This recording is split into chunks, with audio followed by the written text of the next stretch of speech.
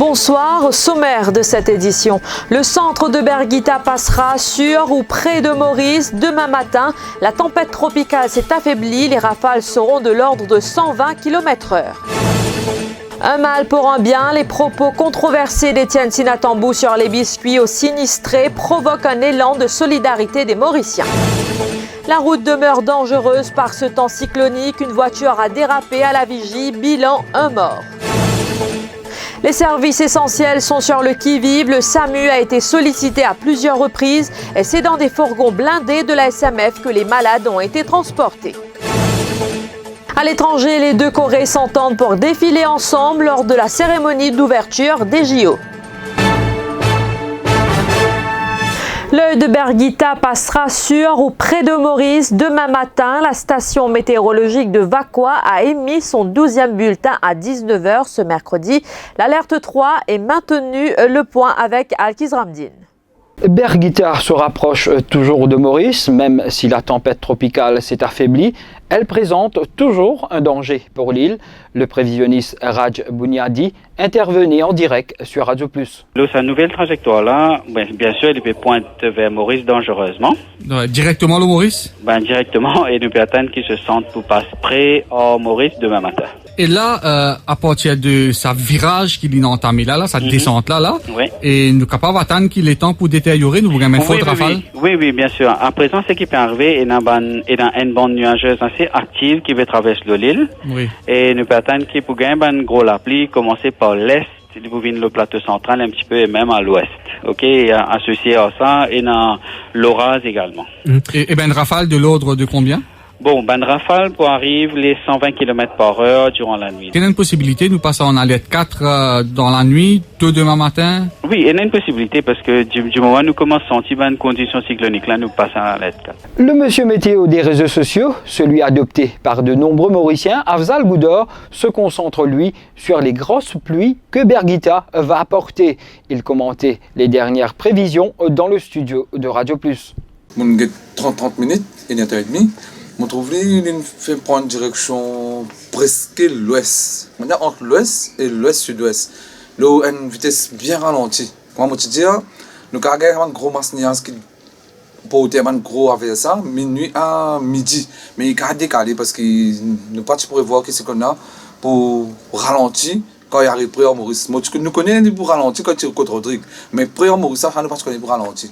Mais même si arrivé ce cycle-là, ce trajectoire passe le Maurice, et si ça marche ne suivre pas d'ailleurs, veut dire nous risque la pluie, gros la pluie. Moi, je peux concentrer moi plus le côté la pluie que le côté du vent. Parce que ce vent déjà fini de diminuer beaucoup, mais la pluie là, c'est tombé. Parce que avant ce nuage, cyclone avant, ce hôtel c'est 13 km. Ça n'a pas 16 km. Veut dire plus concentré le côté nuage. Ce qui devait être un point de presse du Crisis Committee pour donner les dernières informations sur la tempête Berguita s'est transformé en tirade contre les sinistrés des centres de refuge.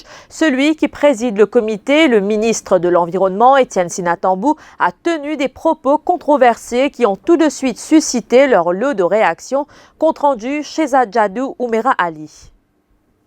Le point de presse a bel et bien débuté avec des données sur la tempête tropicale Berguita. Le ministre Sinatambou a ensuite été interrogé sur le mécontentement provoqué par la distribution de biscuits dans les centres de refuge. Voici ce qu'il a répondu.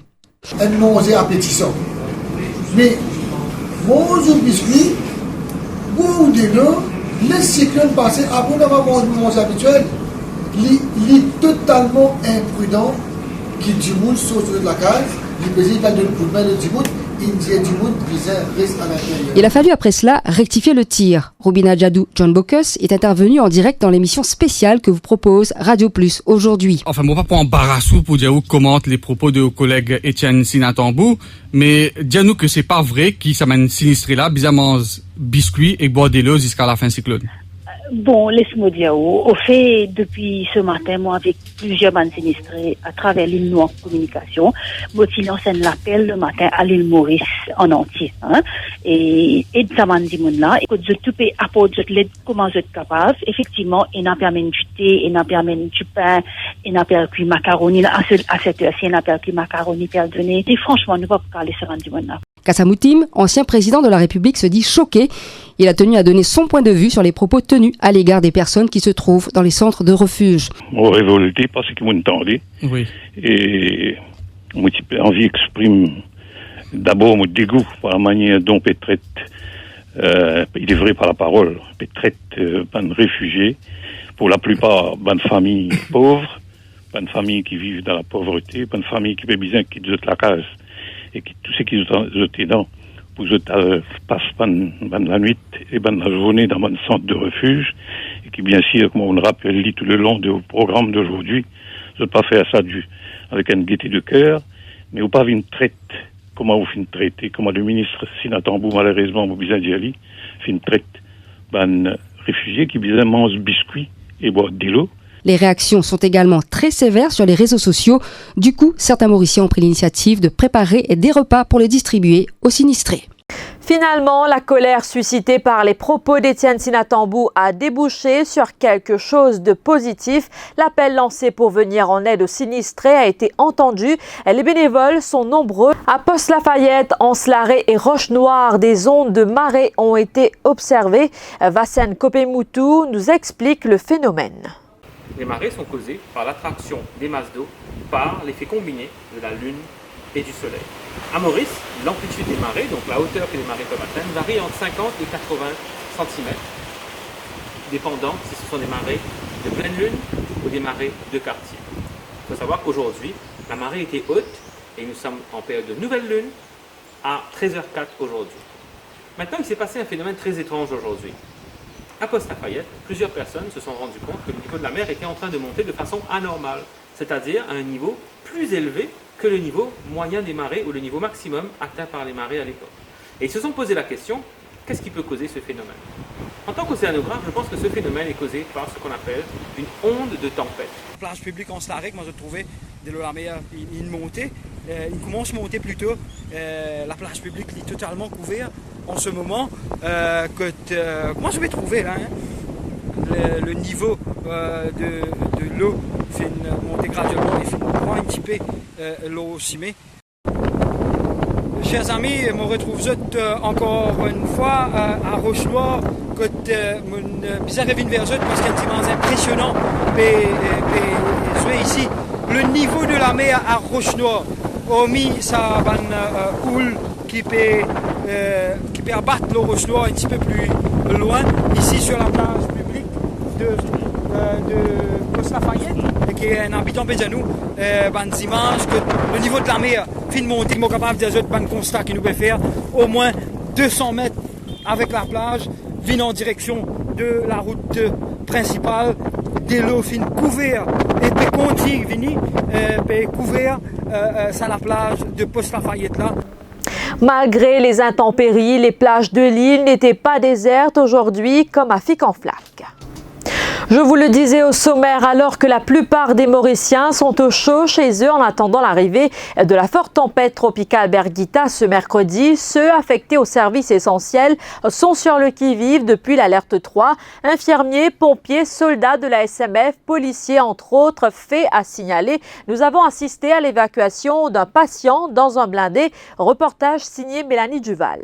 Le 114 inondé d'appels, en alerte 3, les ambulances ne sont pas autorisées à sortir. Les urgences sont véhiculées par les blindés de la SMF. D'ailleurs, comme l'explique le caporal Iqbal Boudou, ils en sont à leur troisième intervention. Ça peut faire troisième sortie et nous finissons faire dire, nous allons aussi, c'est un cardiaque, un problème cardiaque et on peut faire ça marin, health center. Un monsieur en fait qui me connaît tomber sur la case, là il a admis à ICU, il a mis ici, il a mis à ICU, il me fait un troisième qui nous a fait en haut là, ok. Et puis là, le gros dire la caverne, je ne sais pas comment exactement, mais monsieur, ma docteur là, il dit que nous exactement comme ça au moins 30-40 km parce que c'est une patient sur là-dedans, c'est tout un cardiaque, si tu fais caminer là, il y a un problème clavical, voilà, et je viens de 30-40 km, nous sommes le chemin. Nous accompagnons le blindé jusqu'à Cité-l'Oiseau à Cœur-Pipe. Un homme d'une 60aine d'années souffre de douleurs aiguës à l'abdomen. Le véhicule de la SMF a été aménagé comme une ambulance. Le personnel médical est à bord.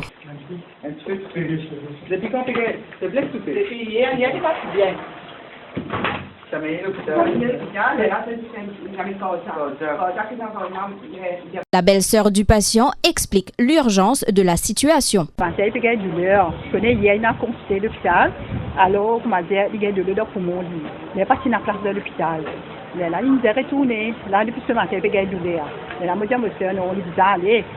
Là, nous téléphone, même pas 10 minutes, l'ambulance, il et là, c'est une blindée qui nous dit déjà avant? Non, c'est la première fois. Oui, c'est très bien et bien vite. Nous ne téléphonons même pas 10 minutes, sinon très vite. Merci beaucoup. Le sexagénaire est embarqué par le blindé. Son cas nécessite une assistance médicale plus poussée.